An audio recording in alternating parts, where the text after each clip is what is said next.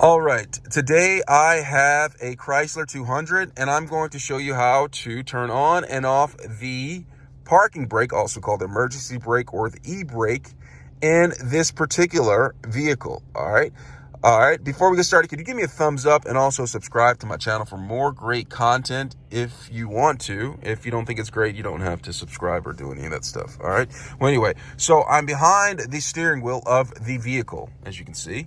Now, what I'm going to do is I'm going to check and see my car is in park, okay? And like what I like to do for extra precaution, I put my foot on the brake down there, all right? And then I'm going to look towards the center, and you see this lever right here?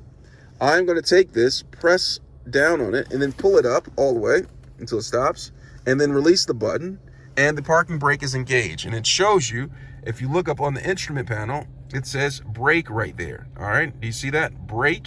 All right, that means it's engaged, okay? It's on. Now, to turn it off, I am going to, again, have my car in park, put a foot on the brake.